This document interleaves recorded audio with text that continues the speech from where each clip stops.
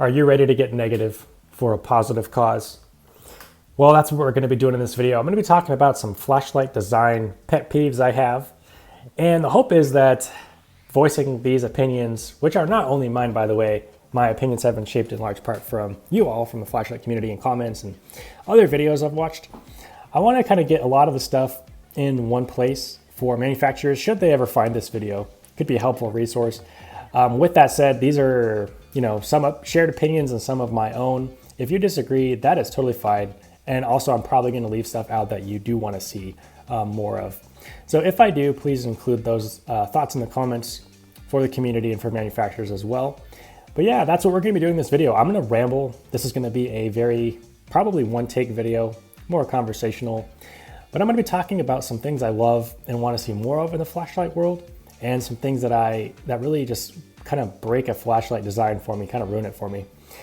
So we're going to go over all that in no particular order. But before I start, I want to, first of all, thank you very much for watching. A couple of things I'm enjoying having this channel, and my video schedule is not as consistent as a lot of other channels. So for those of you still here, especially my regular guys that comment in basically every video, I see you guys. I really appreciate it. Thanks for sticking with me. Yeah, we're going places. Like I said, I don't really know where, but I do intend to keep this channel going. I still like flashlights and flashlight technology. It's a fun hobby that has come a long way. And on that note, let's just grab one of these things to ground this conversation. This mag light here represented basically the top of the line flashlight not that long ago. When I was a kid, this is what the best flashlights looked like. Not this one in particular, but basically just like this. You have an incandescent light bulb in here. So you see a lot of artifacts in the beam. You can adjust it for kind of throw or whatever, or flood. Kind of got an anti-hotspot there, but yeah, that's pretty much what you got is one mode. A little light bulb in there can burn out, by the way. So you replace those from time to time. LEDs now can run for many, many more hours than these bulbs can without burning out. So yeah, you got one mode here because there's no computer chip or circuitry involved here.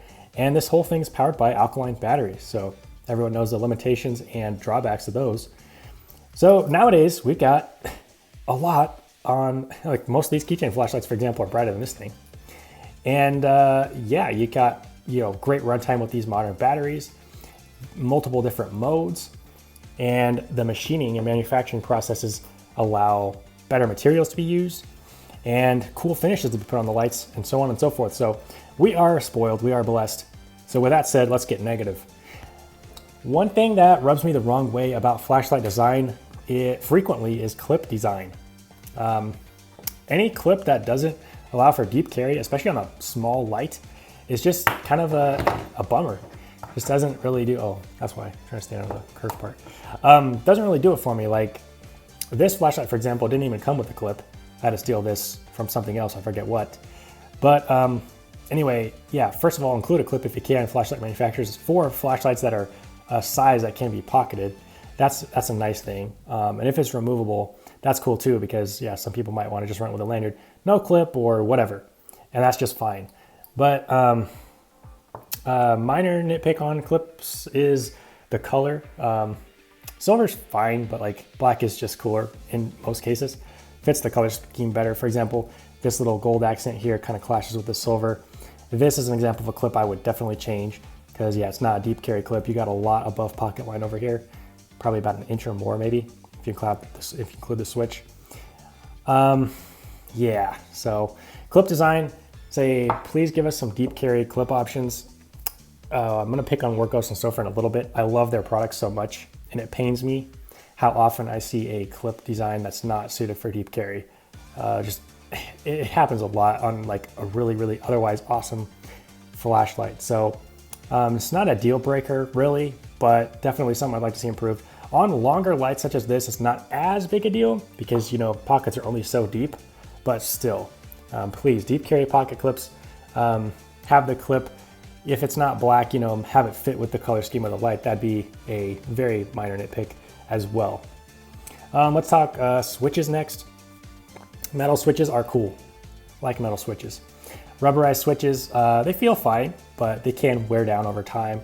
So yeah, when possible, including a metal switch is a big win, in my opinion. An example of a flashlight company to do this well was Olight. And actually, I'm going to talk right now about the Warrior Mini 2 versus Warrior Mini 3. And I don't have a Warrior Mini 3 with me for reference. My father-in-law has that light and loves it. Glad it's getting more use than if I were to have held on to it. But in any case, Olight listened to fans when it comes to this flashlight in the next generation. This Warrior Mini 2 had several drawbacks that people, told Olight about. Basically, first of all, you got the tail here. People are saying metal shavings and stuff jumped onto this magnet and gunked up the operation of this tail switch. So the new one had an improved tail switch design. There's no ability to override the sensor with this one. This got a proximity sensor right here. So when this was on turbo, you drop it down, it's gonna dim. So if you wanted to or needed to start a fire with the flashlight, you cannot do that with this, for example, or punch through like fog or smoke or something like that. Another thing they changed was the overall profile or shape of the flashlight. The head portion here flares out, larger diameter here at the top, not as nice in pocket. Now the Warrior Mini 3 kept the same diameter from head to tail. This rubberized switch right here, people are saying it could wear down, and some people have had that wear through. So the Warrior Mini 3 has a flush switch that's metal. So that's kind of why I picked this up in this conversation to begin with. I did a good job moving from this generation to the next. And that's my hope for this video, is that flashlight manufacturers can see the things that we like and don't like as a whole, as a community, and bring better lights to the market.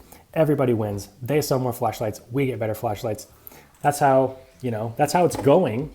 Just want to help the process along. So anyway, that's that. Let's see, I talked about clips, switches. Let's talk about LEDs or like color temperature. In general, this is just in general, a floody beam, it's nice to have kind of a neutral white or a warm white light tone for me. A little cozier for close up. I'll give you an example of the different options you have here with this, because it's easy to see with this one. So this is a cool white light. Now this one's kind of got bluish tone to it. This is just a white light LED. I don't know what LED it is, but yeah, I don't want to really be reading with this or doing any up close work with this type of light tone personally. I would rather something like this. Much easier on the eyes. Like this a lot more.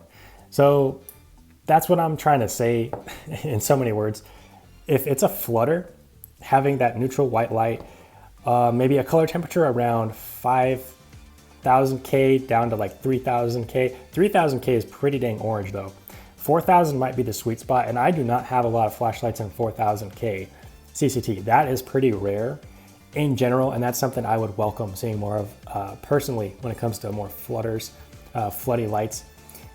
So for example, this Olight Seeker 4, like this thing, Seeker 4 Pro rather, this thing is a really great flutter, but it does use kind of a more cool white light. If it had that neutral white, it might be my all-time favorite. Instead, I find myself reaching for this maker more often than not. This is the one that's on the mantle by where we go to the backyard.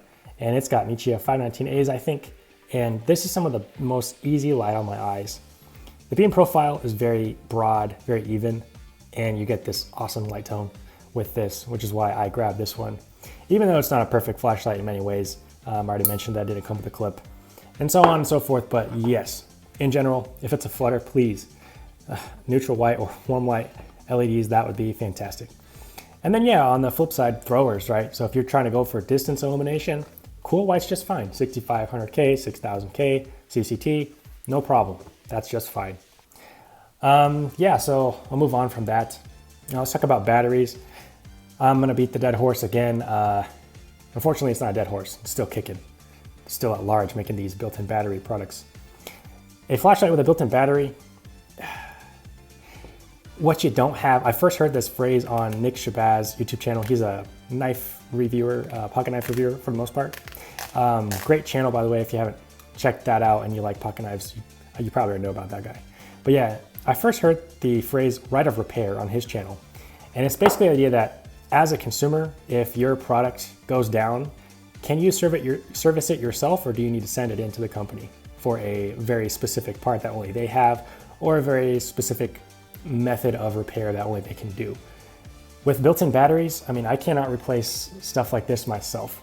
And yeah, I ran this on my keys for a long time, this little i1R2 Pro. It's getting a little bit finicky on me. Now, I know these things don't last forever, I get that. However, with this one, the contacts are starting to wear a little bit on this light, starting to get a little bit janky in its operation. And then I noticed, let me unplug my charging cord over here.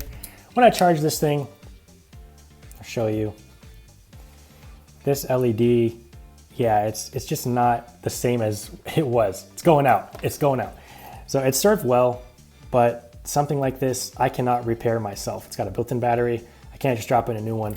Whereas something like this, I can and have just dropped in a new battery, and this functions like the day I got it. You know, it doesn't look the same, but that's fine. So I just like the right of repair. That's all I'm trying to say. So less built-in batteries, please, more replaceable batteries that you can service yourself. I think that's fantastic. If you disagree with me, for the sake of convenience or any other reason why, oh, you know, you can just send it back, it's under warranty, just get a new one. I hear that, I see that comment all the time, but I personally do not want to go through that process. I just don't. I don't want to mail stuff back and forth, I don't want to wait. I'd rather just fix it myself. But that's my thoughts. You gotta let me know yours in the comments if you disagree or have a different argument I haven't heard. That'd be cool if you share it. But yeah, that's what I'm gonna say about batteries. Talked about clips, switches. Things I'd like to see included with lights. I love it when a flashlight company throws in a diffuser. Don't see enough of them. This is pretty much all the ones I have. And got a few different sizes, which are good. I made this one. This is just a chapstick lid, and it works okay, as long as your output's not crazy. And I won't melt this thing. But diffusers are awesome, especially glow diffusers. Love those. Okay, proprietary charging cables and proprietary batteries. Big hot topic of discussion here. So I'll just say the worst one I've ever used was the Emitters LD70s proprietary charging cable. It was a magnetic charging cable, but it didn't even jump onto the flashlight where it was supposed to make the contacts connect. You had to adjust it by hand, in my experience, to get it to charge even. So just kind of a fail. You got a built-in battery on that flashlight too, but an otherwise awesome flashlight, like for its size, one of the brightest in lumen output I've ever used. So nothing against the light necessarily. The LCD screen was kind of cool on that. But yeah, you got a charging cable that didn't really function as it, I think, theoretically was supposed to. Some magnetic cables, you just hold them up to the light where they're supposed to go and they jump right on. Oh, that's an example of that. Pretty divisive though when it comes to magnetic charging cable. Some people love them because you don't have to have a gasket on your light, like a flappy doodle, as Shul calls them. You don't have to have one of these on a magnetic charging cable. Might lend itself to better waterproof rating as well, dust rating. However, you've got to always have that cable handy. If you have this light, it's one of the only ways to charge it up. So especially with the proprietary batteries that Olight has. So yeah, a bit divisive. If we can see more standardized, more universal methods of charging, I'm not going to hate that whatsoever. So, but with that said, I haven't really had a big issue with Olights in particular. I had one cable of Olights that didn't function properly, and all that went wrong with that one was that the little translucent battery status limiter on the charger itself stopped working, but it still was capable of charging the light. So all I'm trying to say is if that went away, it wouldn't bother me. Olight has been using like collars. I'm thinking about the Warrior X. Yeah, I think it's the Warrior 4X or something. Can't remember the name of that light, but yeah, they got the twistable collar with the USB-C port underneath, and that port itself has a waterproof rating. I think that's a good way to go moving forward in general. I don't think there's anyone going to be too undone by that.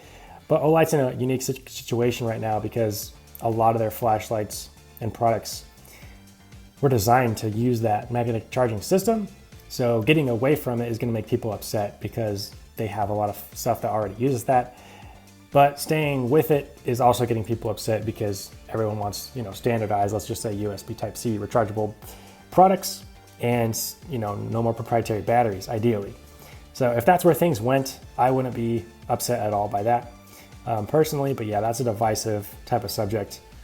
And Olight, for whatever reason, is probably the most divisive flashlight company that there is. People kind of love them or hate them. Generally speaking, I'm kind of in a weird spot where I like their stuff, but I'm also aware that, it can be improved. There's not really a perfect flashlight out there, to my knowledge. Now, there's ones that are perfect for, various tasks that you might have, and that's good enough. But, usually any flashlight's gonna have some quirk to it. An example would be this Sofern IF30 right here. It's a beast. Got flood and throw, but the battery in here and the way it's charged kind of degrades the cell over time from what I read. So, little things like that. There's always just something that can be improved on most flashlights that are otherwise pretty perfect. Whether that's user interface, that's another thing that we should talk about, user interface. Please, manufacturers, okay, this is me speaking for myself, okay, because I know a lot of you guys know how to operate Android 2 or program flashlights or stuff like that, or you like a ton of different modes, or you don't mind the schematics to click into various things and whatnot. As for me, keep it simple, please. If I can hand it to someone that doesn't know flashlights and they can use it, that's phenomenal, because that means I don't have to read the manual. I can just use the thing, and I'm all for that. So yeah, simple user interface is a win for me as well. If you could have a strobe mode, please don't put it in the rotation of the normal modes.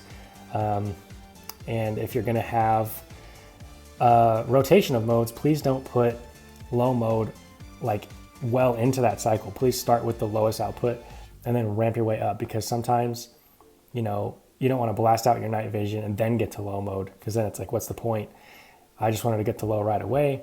That's something you rarely see, but yeah, can be seen.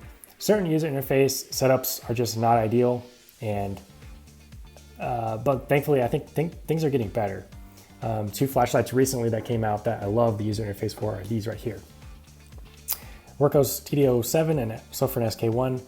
Everything's pretty clearly labeled here, so you pretty much know what you got and how to operate this thing. Figured these out without using the manual, so anytime that can be achieved, that's a win. I am going to mention drivers, but I'm not going to dwell on it because it's out of my depth.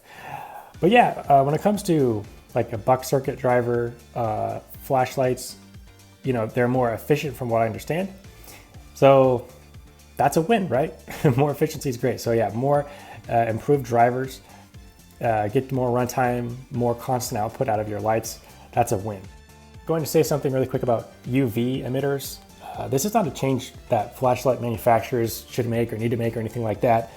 More of some knowledge that I think we as the flashlight community need to take with us. Apparently UV emitters can be pretty harmful to our eyes if we're not careful. And my layman understanding of it, I don't know the exact science behind all this kind of stuff. Basically, the UV light does not appear bright to our eyes, so that our pupils, they don't constrict. They let in a ton of that ultraviolet light radiation into our eyes, and that can harm our vision long term. So with that said, just be careful if you're using UV emitters on your flashlights a lot. Definitely don't point them directly at your face or at the face of anyone else or pets or anything like that. And then yeah, just from what I read from a basic Google search, just got to be careful. Don't want prolonged exposure to that type of stuff. One commenter first turned me onto this and I was like, wait, really? So I looked into it and yeah, sure enough. So UV light, just be careful when it comes to that kind of stuff. If you use it in your own life, that's cool. You can do all the useful stuff that kind of light can show you. So I get it, but just be careful. So that's not a change for manufacturers, more of just a takeaway for us. And then yeah, when it comes to other types of emitters, like red light emitters are fine. A little more useful than, let's say, blue or green. To me personally, your RGBs, there's people that love that kind of stuff. The mood lighting, all that stuff, it is fun. My kids like it especially too. But like for me anyways, I say just leave it. I could take it or leave it, but mostly I just want to leave it. Don't give me all these different color LEDs and illumination products. I could just live without that. That's my own opinion though, pretty specific to myself. A lot of people do like the RGBs and various lights and stuff like that, but I have no interest in shining like a giant blue or green light anywhere. That's just me, but let me know your thoughts on that. This HD12 came with a headlamp strap, and I love it because you basically get a 90-degree flashlight and or headlamp. So yeah, you're able to kind of get extra value from the inclusion of an accessory like this. I would not mind seeing more of these included with flashlights either. Another thing that's included with lights oftentimes is a lanyard.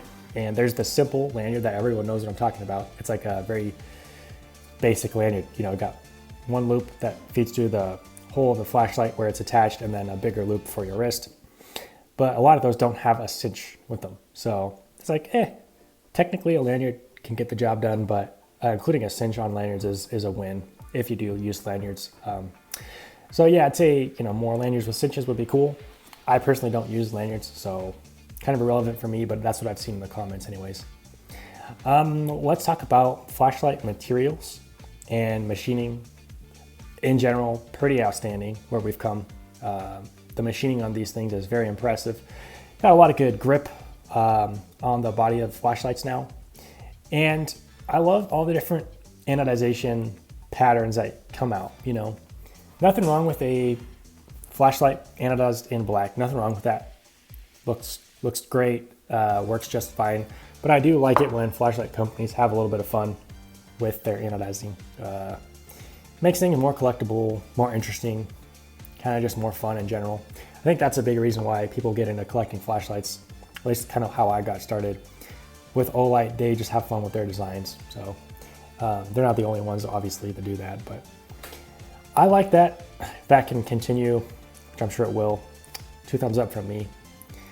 And then, yeah, materials. We're seeing even new materials get developed. OAL comes to mind, pretty recent development, a new type of aluminum alloy to hit the market, like that kind of stuff. I don't have any copper lights anymore. I had one previously, but I gave it away. Titanium, pretty cool. Flashlight material as well. Aluminum might be just the best though when it comes to value and heat dissipation. Speaking of heat dissipation, let's talk about another pet peeve I see a lot. When it comes to the profile of flashlights, this is an example right here. This manages heat pretty well. And a lot of flashlights have ATR, advanced thermal regulation, in the first place. These fans here stick out larger than the regular diameter of this light, and it'd be nice if it just kept the same diameter and maybe the ATR adjusted accordingly. But this flashlight doesn't really have much of a heat issue in my experience. So yeah, any kind of unnecessary bulging or flaring out of the body of the flashlight. This Lumentop Ant-Man LEP flashlight, for example, is an example of one that could be more narrow. Didn't have to be this wide up here. And this thing doesn't really have a heat issue. Like, it's an LEP. The lumen output's actually pretty low. The candela is very high. It's basically a laser pointer flashlight. Super fun to use, not very practical, for me anyway. But yeah, that's just something I'd say. If you can, keep the diameter narrow, please do that. Manufacturers, please, please. And then, man, I had something else I was about to say, and I hope it comes to me in the next few seconds, otherwise it's gonna get awkward. Yeah, can't think of it, so I'm sure someone else will. But yeah, metal switches are cool. Deep carry clips are cool, in black especially. More neutral white or warm white for flutters, more cool LEDs for throwers. That's all cool. Please include diffusers. No built-in batteries, please. And that's gonna do it. There's a lot more that can be said. I haven't talked about bezels, crenulations, any of that stuff. Tail standing, that's one thing. Some flashlights, you know, can tail stand and some can't. Tail standing is nice when that can be achieved. Metal switches are great as opposed to rubber. So yeah, those are some of the things on my wish list for future manufacturers to implement or to keep implementing on their lights. Let me know if you agree or disagree, anything you would add in the comments below. But with that said, I think I'm gonna wrap the video up here. I know I'm forgetting something because I had something to talk about that's gonna bother me. If I remember, I'll put it in the comments. Anyways, thanks for watching, everybody. Hope you have a good rest of your day. God bless you, and I'll see you next video.